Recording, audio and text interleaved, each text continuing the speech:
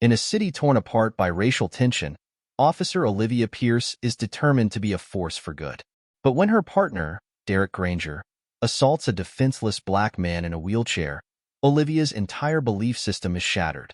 She captures the horrifying moment on camera, but the footage holds more than just proof of police brutality. It reveals secrets that could unravel the entire police force.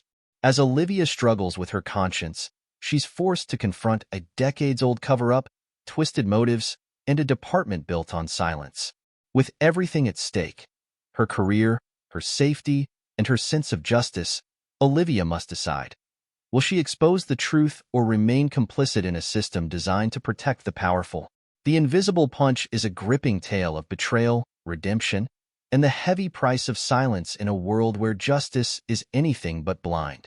In a city simmering with racial tension, Officer Olivia Pierce has always believed in the power of justice. But one night changes everything. During a routine stop, Olivia's partner, Derek Granger, a veteran cop with a dark history, violently assaults Marcus Hill, a black man in a wheelchair. Unbeknownst to Derek, Olivia captures the entire horrifying incident on her body camera. As Olivia contemplates what to do with the damning footage, she finds herself torn between loyalty to the badge and the truth. The video is more than evidence of a brutal act. It holds the potential to shatter not just Derek's career but the entire precinct, exposing long-buried secrets of corruption and cover-ups. But there's more to the story than meets the eye. Derek's attack wasn't just an act of racial hatred. It was rooted in a past betrayal involving Marcus, a sinister police cover-up, and the people who control the system from the shadows. As Olivia digs deeper, she uncovers a web of lies that reaches further than she ever imagined, forcing her to confront not only Derek's guilt but the failings of the system she swore to uphold.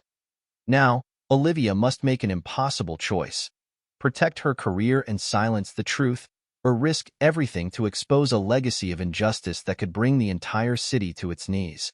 The Invisible Punch is a gripping and emotional thriller that explores the price of truth, the weight of silence, and the courage it takes to break free from a system built on lies. Olivia is a 28-year-old black woman with short, natural curls, a slim build, and sharp, alert eyes.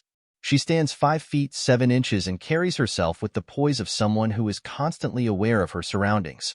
Raised in a middle-class neighborhood, Olivia joined the police force with a dream of making a real difference.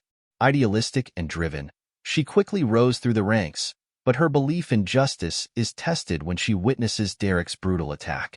Olivia's father was a civil rights attorney, instilling in her a strong sense of right and wrong, making her moral conflict all the more painful as she confronts the darker side of law enforcement. Derek is a 45-year-old white man with a stocky build, thick neck, and a face weathered by years on the streets. His once blonde hair is now graying, and his piercing blue eyes reveal both his intensity and his underlying bitterness. A veteran cop who spent more than 20 years on the force, Derek has become jaded and hardened by the job. Early in his career, he was involved in a cover-up that derailed his moral compass, and over time, he embraced the most toxic elements of police culture. His attack on Marcus is fueled by years of pent-up guilt and frustration. Derek is both a product of a corrupt system and a man broken by it. Marcus is a 35-year-old black man with a muscular upper body from years of compensating for his paraplegia. He is wheelchair-bound due to a car accident years earlier. He has short hair, dark skin, and a steady gaze that speaks to his quiet resilience. Once a disability rights activist, Marcus retreated from public life after the accident that confined him to a wheelchair. However, he still fights in small ways for equality, particularly for other people with disabilities. His history with the police, including a traumatic incident involving a cover-up, makes him both the literal and symbolic victim in the novel. He represents not only personal trauma, but also the broader marginalization faced by black men and people with disabilities. Elena is a 50-year-old Latina woman with dark, graying hair pulled back in a bun, sharp features, and an imposing 5 feet 9 inches. She wears her uniform with pride and always projects authority. Elena has risen through the ranks to become one of the few women of color in her position. Although she presents herself as a reformer, she is deeply involved in maintaining the status quo within the department. Years ago, She played a key role in the cover-up that still haunts Marcus and Derek. She is a pragmatist and willing to sacrifice individual justice for what she sees as the greater good of the police institution. The police station, a large, institutional building with cool, beige walls and fluorescent lighting. The station is always bustling with activity. Officers rushing in and out, the buzz of phones, and the murmur of case conversations. It is a place of camaraderie and tension, where loyalty to fellow officers often trumps loyalty to the public. The break room, filled with stale coffee and worn chairs, is where officers gather to gossip and vent. Olivia often feels out of place here, her idealism clashing with the more cynical attitudes around her. A modest one-bedroom apartment in a low-income neighborhood. The apartment is meticulously organized, with wide walkways to accommodate Marcus's wheelchair. The walls are lined with books on disability rights and activism, and there are framed photos of Marcus before his accident, smiling and standing tall. Despite its simplicity, the apartment is a reflection of Marcus's dignity and strength, a safe haven from the chaos of the outside world. The abandoned warehouse, cover-up site, located on the outskirts of town, the warehouse is a decaying relic of industrial times. Its tall, broken windows let in harsh sunlight during the day, and it is eerily quiet at night. Rusted metal beams and old machinery sit abandoned inside, covered in dust. This is where the original cover-up took place years ago, a place filled with dark memories for Marcus and Derek. Its shadowy, forgotten nature symbolizes the hidden corruption that has grown deep within the city's police force. 4. The city streets, the incident scene. The scene of the attack takes place on a busy city street, full of pedestrians and lined with small shops. The sidewalk is narrow, and the noise of traffic adds to the confusion.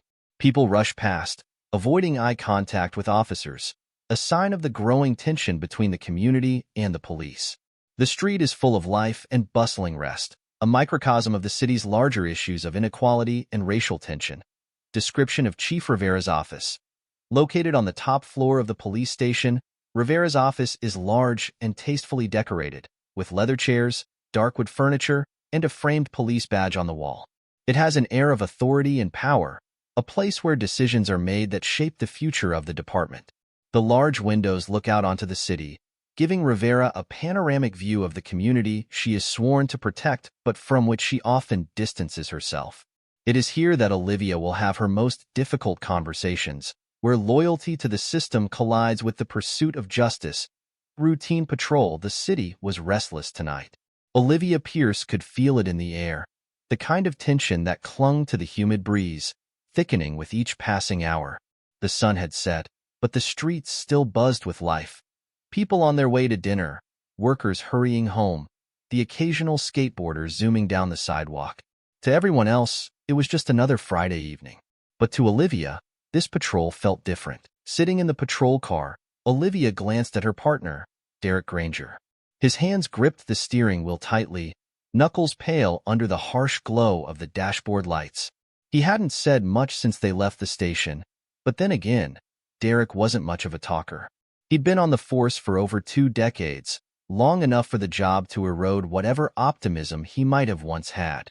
Now, he was a man shaped by the streets, rough, hardened, and, to Olivia, a little too comfortable with bending the rules.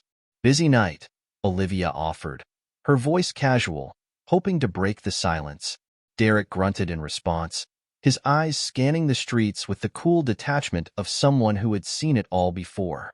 Olivia knew better than to push for conversation. This was her 3rd month partnered with Derek, and she had quickly learned that his quiet was a shield, one she wasn't invited to break. They turned a corner into a quieter part of the district, the city lights dimming as they drove past small shops and run-down apartment buildings. The tension in Olivia's chest grew, a gnawing feeling she couldn't quite place. She glanced down at her body camera, the little red light blinking steadily, reminding her that everything she saw, everything she did, was being recorded. And tonight, that felt like a burden. The encounter. "Stop the car," Derek muttered suddenly, his voice low but commanding. Olivia's eyes followed his gaze to the sidewalk ahead. A man was sitting in a wheelchair near the entrance of a corner store, his back turned to them. He appeared to be talking on his phone, his head bent low. the glow from the screen illuminating his face. Olivia squinted, recognizing him almost immediately. Marcus Hill. She'd seen him around before. He was something of a fixture in this neighborhood. A black man in his mid-30s, Marcus was known for his quiet resilience. He'd been in that wheelchair for years, ever since the accident. What most people didn't know was that Marcus had once been an activist, a voice for disability rights. Now, though, he mostly kept to himself. Derek cut the engine and opened his door without a word. Olivia followed suit, her stomach tightening. There was something in Derek's stance that put her on edge, too much purpose in the way he marched toward Marcus. "Hey!" Derek barked, startling Marcus, who fumbled with his phone and looked up. "What are you doing out here?" Marcus blinked, confusion crossing his face. "Just sitting, man. I'm not bothering anyone." Olivia moved to Derek's side, feeling the tension ripple between them. "He's not breaking any laws," she murmured, hoping to diffuse whatever was brewing. But Derek ignored her, his eyes locked on Marcus. "Let me see your hands," Derek demanded, stepping closer. Marcus raised his hands slowly, a look of frustration replacing his earlier confusion. "What's this about, officer?" "You look suspicious," Derek snapped, his tone sharp. "You been drinking?" Olivia felt a surge of unease. This wasn't right. Marcus was just sitting there, minding his own business. There was no reason for this escalation. But Derek wasn't backing down, his body rigid with barely contained aggression. Marcus shook his head, lowering his hands. "Man, I don't want any trouble. I'm just—" Before he could finish, Derek reached out and grabbed Marcus by the collar of his shirt, yanking him forward in his wheelchair.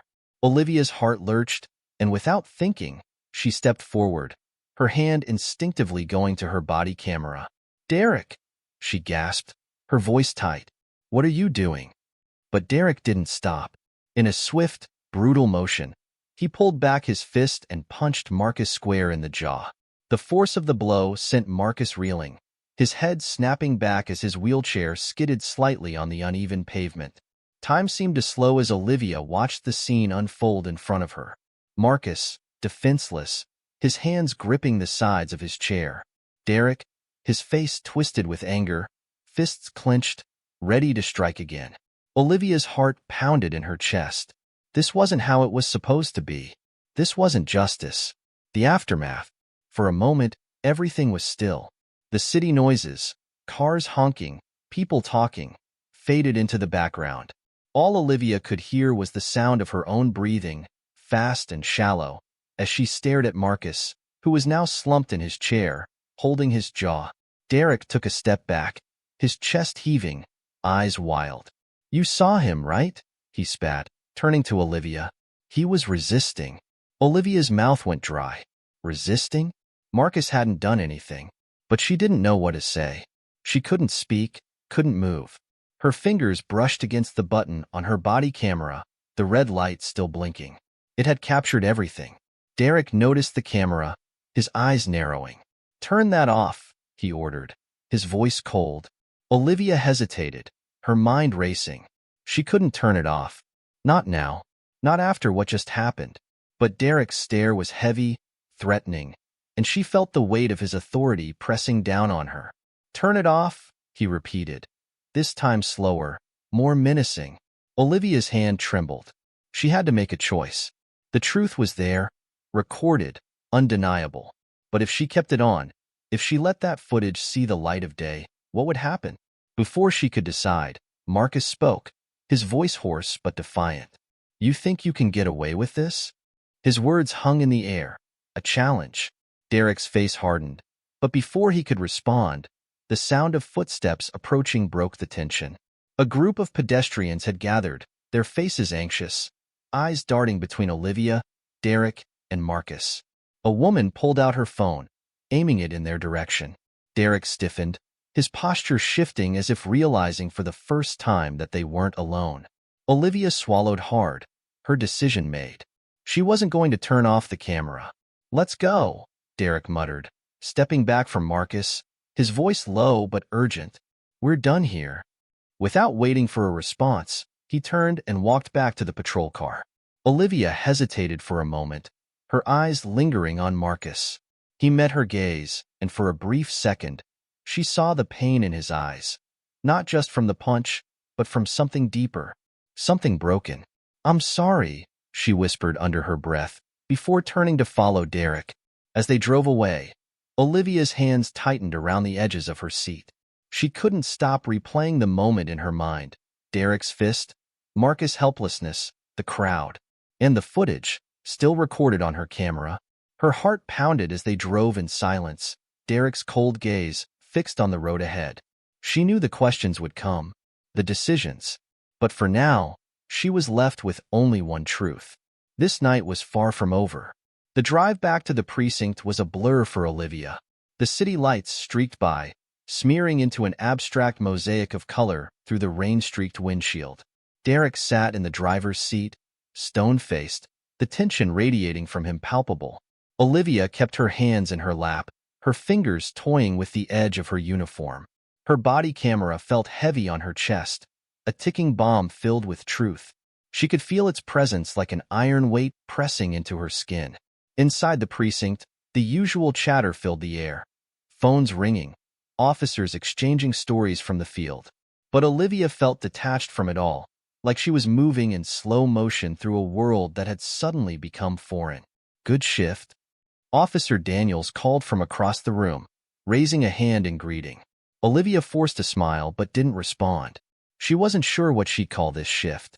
Derek was already halfway to the locker room, his footsteps heavy, shoulders hunched. Olivia followed, her heart racing with each step. She could see the tension coiling in his posture, like a tightly wound spring ready to snap.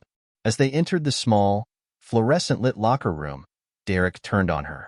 "You're going to delete that footage," he said flatly, his voice cold and matter-of-fact. There was no question in his tone, only an expectation.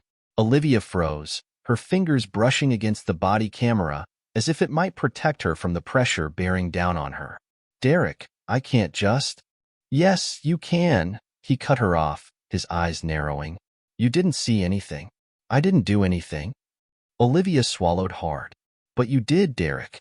You hit him." Derek's face twisted into a snarl. "That man has a history. He's trouble.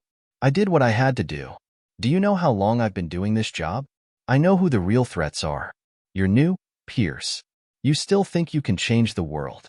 You don't know how it works." Olivia felt a wave of nausea rising in her throat. She knew Derek was wrong, but the weight of his authority, his years of experience, made her hesitate. She had looked up to him, once. She thought he was tough, sure, but tough in the way that got things done. Now, she wasn't so sure. "What are you going to do, Olivia?" Derek's voice dropped, a dangerous edge to his tone. "You really want to go up against me? Against the entire precinct? You think anyone's going to take your side?" Olivia opened her mouth to speak, but the words died on her lips. She couldn't answer him. She wasn't ready for this, wasn't ready for the weight of the decision that was hanging over her like a guillotine. Derek stepped closer, his eyes locking onto hers. "Delete the footage. It's better for you. Trust me." He turned away then, leaving the locker room without another word. Olivia stood there, frozen, the cold fluorescent lights casting harsh shadows on her face. She reached up to touch the body camera, her fingers trembling. The decision. Olivia sat alone in her apartment that night, the dim glow of her laptop the only light in the room. Her body camera lay on the table beside her, silent but ever-present, a ghost haunting the room. The footage, those few seconds that had felt like an eternity, was still there, untouched. She replayed the moment over and over in her mind. Derek's fist slamming into Marcus' face, the sound of the wheelchair skidding on the pavement, Marcus' eyes wide with pain and disbelief. How could she just erase it? How could she pretend it hadn't happened? Her phone buzzed beside her, startling her from her thoughts. It was a message from Derek. "Did you delete it yet?" Her stomach churned. She stared at the screen, her mind racing. If she deleted the footage, this would all go away. Derek would back off, the precinct would stay intact, and life would go on as if nothing had happened. But if she kept it, if she did what her gut told her was right, everything would change. Everything. Olivia's finger hovered over the reply button, but she couldn't bring herself to answer. Instead, she reached for the body camera and plugged it into her laptop, pulling up the footage. There it was. The scene played out on the screen, the clarity of the video so stark it felt like she was back there, standing on that cold city street. She watched Derek's face, saw the raw anger, the violence in his eyes as his fist connected with Marcus' jaw. She saw Marcus, helpless in his chair, his hands raised in surrender, his face contorted in pain. Olivia paused the video, her breath shallow. This wasn't just about Derek. This was about the system that allowed him to get away with it. The system that would protect him, just like it had protected others before him. And if she deleted the footage, she'd be complicit in that system. She knew what she had to do.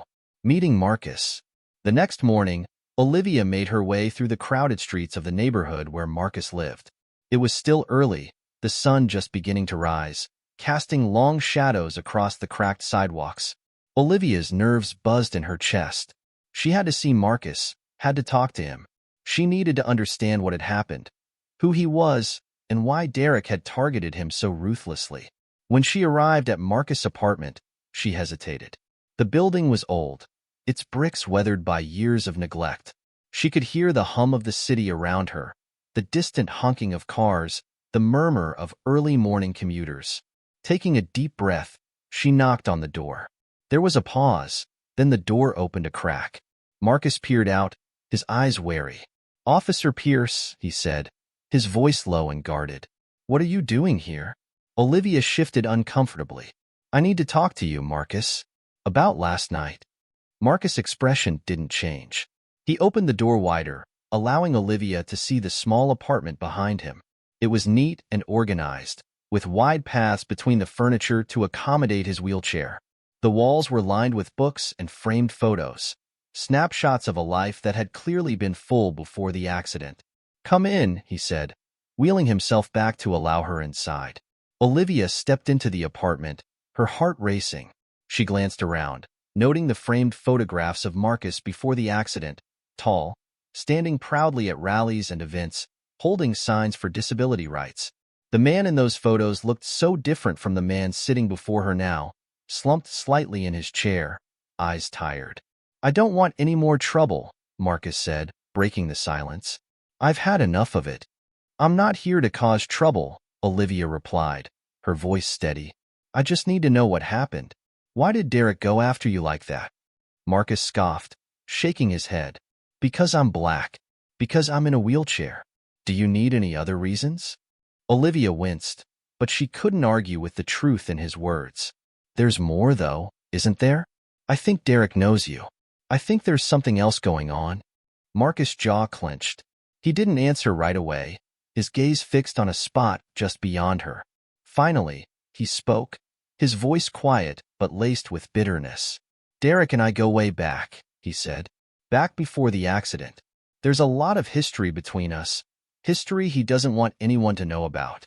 Olivia's stomach twisted. What kind of history? Marcus didn't respond, but the look in his eyes told her all she needed to know. There was more to this than she had realized, and if she was going to expose the truth, she would have to dig deeper.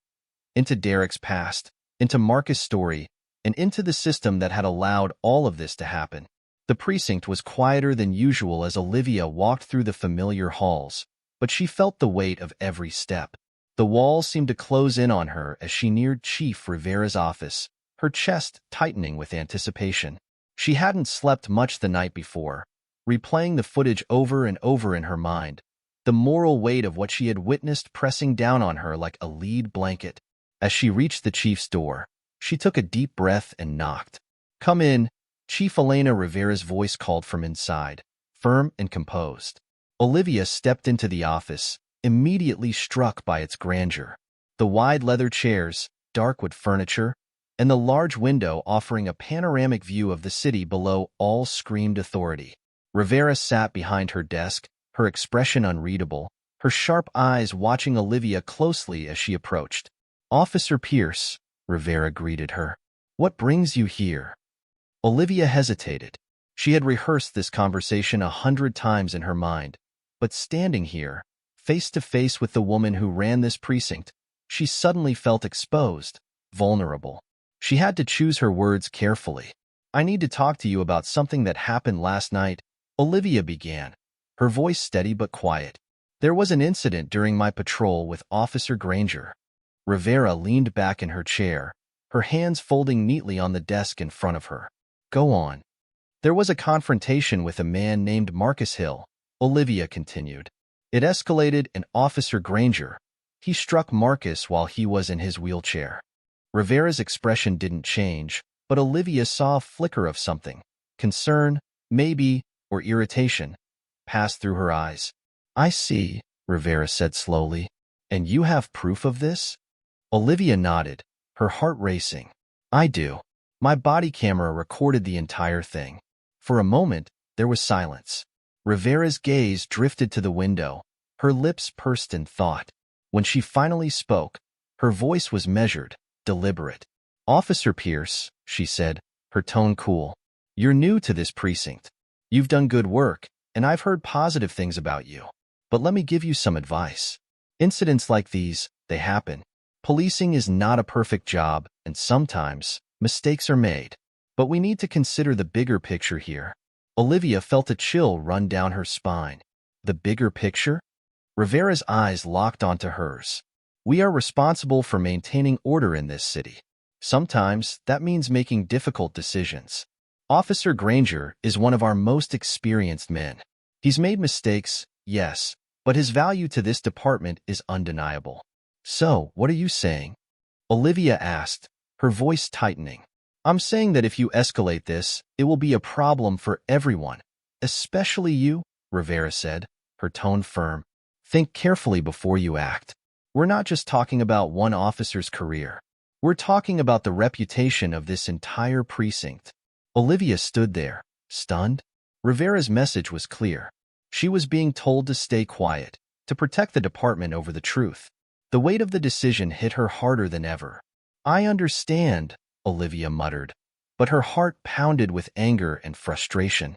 "Good," Rivera said, offering a curt nod. "I trust you'll make the right choice." Olivia left the office, her mind spinning. The walls of the precinct felt even narrower now, closing in on her. She had to make a decision, soon. Confronting Derek. After her meeting with Chief Rivera, Olivia knew she couldn't let things stand as they were. She found Derek in the break room, sitting at a table, flipping through a stack of paperwork as if nothing had happened. She couldn't understand how he could act so casual after what he had done. Taking a deep breath, she walked over and stood in front of him. Derek didn't look up at first, but when he finally met her eyes, his expression darkened. "We need to talk," Olivia said firmly. Derek raised an eyebrow. "About what?" "You know what." Olivia crossed her arms, her voice low. "What you did to Marcus Hill. What you expect me to do with the footage." Derek leaned back in his chair, his expression unreadable. "I already told you what to do, Olivia. You delete it, and we move on. Simple." "It's not simple," Olivia shot back, her frustration boiling over. "I can't just pretend it didn't happen. He didn't deserve that, and you know it." Derek's face hardened. "You're naive, Pierce. You don't get it yet, but you will. We're out there every day, dealing with people like him. People who push us, who disrespect us. He got what was coming to him." "No, he didn't," Olivia said, her voice shaking with anger.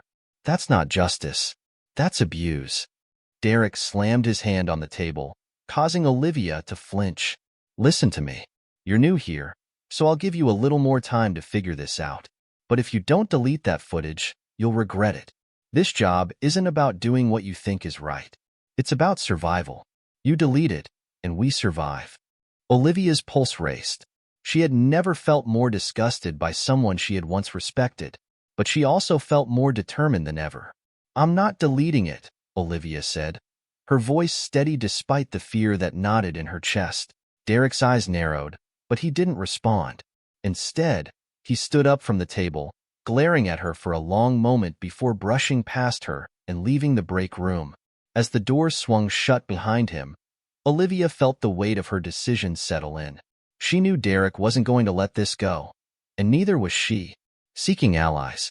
Feeling isolated and cornered, Olivia knew she couldn't face this battle alone. The precinct had closed ranks, Derek was a growing threat, and Rivera had made her stance clear. If she was going to expose the truth, she needed someone on her side. Someone who could help her navigate the storm that was about to hit. That evening, she reached out to an old friend from the academy, Detective Sarah Martinez. Sarah had always been sharp, a quick thinker with a strong moral compass.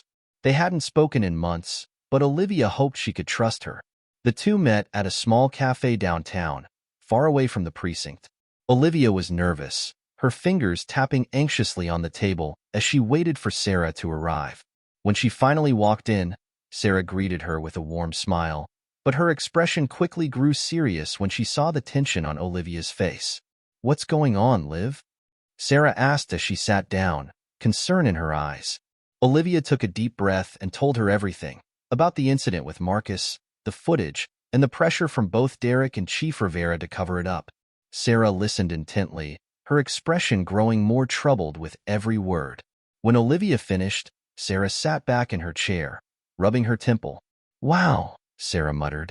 "That's intense." "I don't know what to do, Sarah," Olivia said, her voice barely above a whisper. "I know I can't just let this go, but if I don't, I'll be going up against everyone. Derek, the chief, the whole department. I can't fight this alone."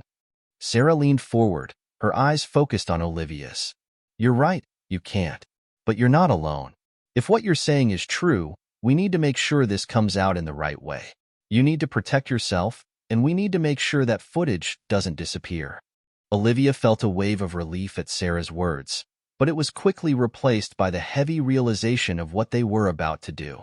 This wasn't just about a single incident anymore. This was about exposing something much bigger, something that could destroy careers and lives. "What do we do?" Olivia asked. Sarah thought for a moment, her fingers tapping lightly on the table. "We need to secure the footage. Make sure there's a copy that no one can touch. Then we take it to internal affairs." Olivia's heart pounded in her chest. Internal affairs. That was the nuclear option. But it was the only way. "Are you sure?" Olivia asked. Sarah nodded. "It's the only way to make sure the truth comes out. But you need to be ready, Liv. This is going to get ugly." Olivia swallowed hard, her mind racing. She knew Sarah was right. This was her only chance to do the right thing. "I'm ready," Olivia said, her voice filled with resolve. As they left the cafe, Olivia felt the first spark of hope she had felt in days. She wasn't alone anymore. And with Sarah's help, she was going to bring the truth to light, no matter the cost.